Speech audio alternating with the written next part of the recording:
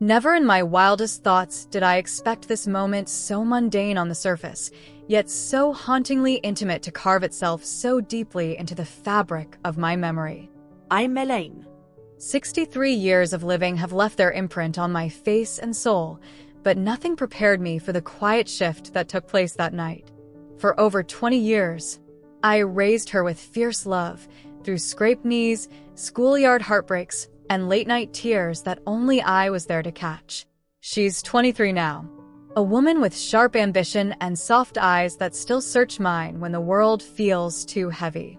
That night, she came home later than usual, and indeed it did the kind of chill that crept not only through walls but also between the years that had slowly stretched us apart. I said yes without hesitation. Habit, instinct, love were all the same. I tucked her in with my thickest quilt, the one with stitched sunflowers she used to trace with her fingers when she couldn't fall asleep. I lay beside her, just like I had during those feverish nights when she needed to feel my heartbeat to sleep. But now, there was no fever, only silence and something else. She exhaled a long, tired breath and shifted closer. Her warmth found mine, and instinctively, I wrapped an arm around her. Yet something in me paused. This wasn't the weightless, vulnerable Harper of childhood. I lay there, motionless, as her breath evened out. My thoughts wandered places I hadn't allowed myself to visit in years. It wasn't anything improper. It was confusing, a questioning of roles, always but also a separate being I no longer fully understood. That realization broke something tender in me, not out of loss or regret, but out of the sheer weight of time, and still tethered to me, though in a way I couldn't name. I didn't sleep that night. I listened to her breathe, memorized the curve of her shadow on the wall, and tried to quiet the ache of change swelling in my chest. This night, this ordinary night, had become the threshold between who we were and who we were becoming.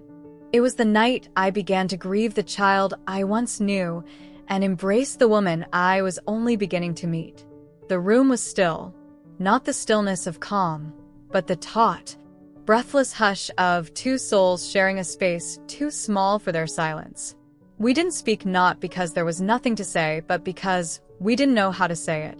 Words would have only scattered the fragile threads trying to weave themselves between us. Her hand brushed against mine barely, but her fingers didn't pull away. They hovered, lingered, trembled with something unspoken.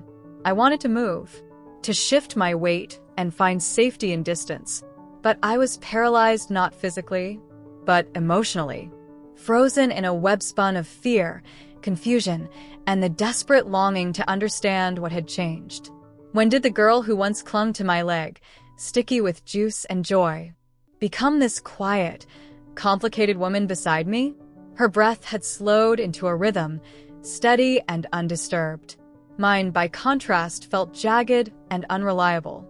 I glanced sideways at her face. Sleep softened her features, as if time had rewound her edges. She looked so young again, but I knew better. She had stepped into her own life.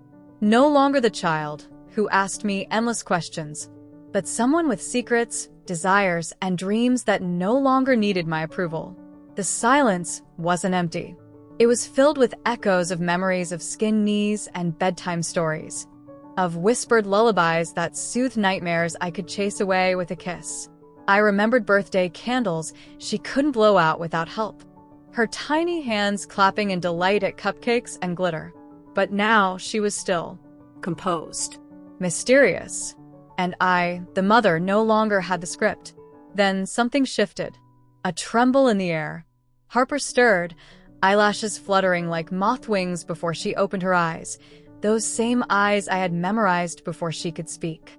They met mine with quiet clarity, and in them, the corners of her mouth lifting just enough to send a thread of light across the chasm between us. Fragile, but real. "You okay, Mom?" she asked, voice hushed, as if too much volume might crack the moment. The question was simple. The love behind it was not. I nodded slowly. Not because I was okay, but because I didn't trust my voice to carry the truth. That I loved the woman she was becoming, but didn't yet know how to reach her. Then, her hand found mine again. This time, no hesitation. No accident. Her fingers closed around mine gently, deliberately. Her grip wasn't tight, but it was grounding. It said, I'm here. I see you. I still need you, even if I don't always say it. And just like that, the silence between us changed. It didn't vanish, but it softened. No longer a wall. Now a bridge. The silence hung between us like a threadbare curtain, frayed at the edges, but still barely holding. It wasn't romantic. It wasn't maternal. It was something harder to name, a quiet ache born from watching time twist someone you love into a stranger, while trying to recognize the same shifting in yourself. The room was dim, lit only by the flickering streetlight outside casting slow-moving shadows across the ceiling. I could hear Harper's breath uneven, shallow, trembling. They hit me with a weight that didn't come from their volume, but from the raw truth they carried. I didn't answer not because I didn't want to, but because I didn't know how. Harper turned her face into the pillow, her voice muffled, but no less clear. I just miss the simplicity, Mom. I miss when everything made sense. There it was. The confession. The sorrow of growing up. The disillusionment of realizing the world was far more complicated than the stories we once believed. My throat tightened. I reached out and let my fingers drift through her hair slowly, gently, like I was trying to untangle years of confusion in a single touch. Me too, sweetheart, I whispered. More than you know. And we stayed like that, suspended in a shared ache. We didn't speak. We didn't move.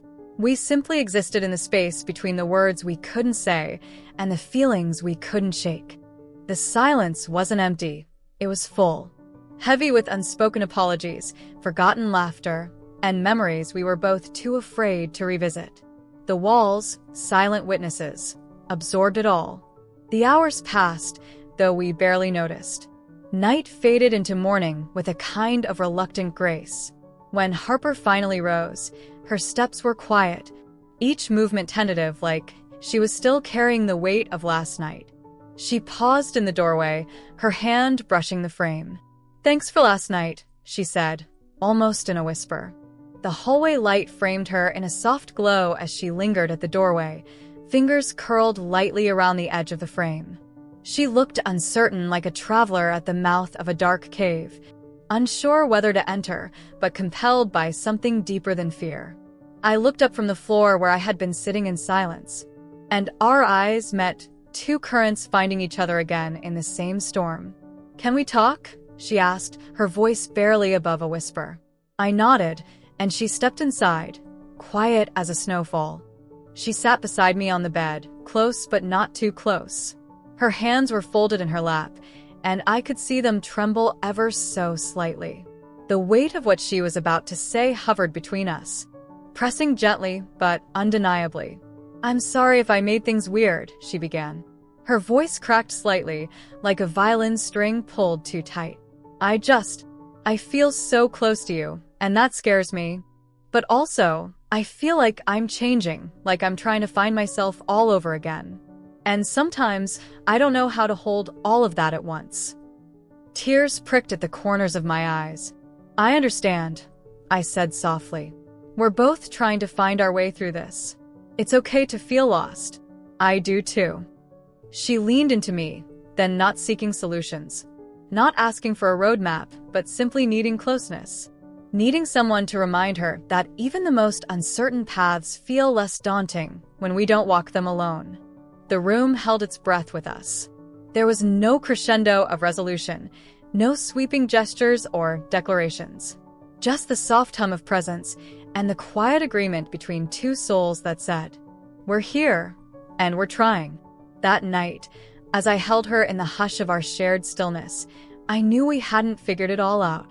There were still questions unanswered, shadows unmapped. But in that embrace, we had found something else, a fragile peace. It wasn't built on certainty, but on mutual recognition. A tender acknowledgement that confusion, too, can be a kind of connection. We didn't have the answers. Maybe we won't have them tomorrow either. But what we did have right now was each other. And sometimes, that's the most powerful truth of all.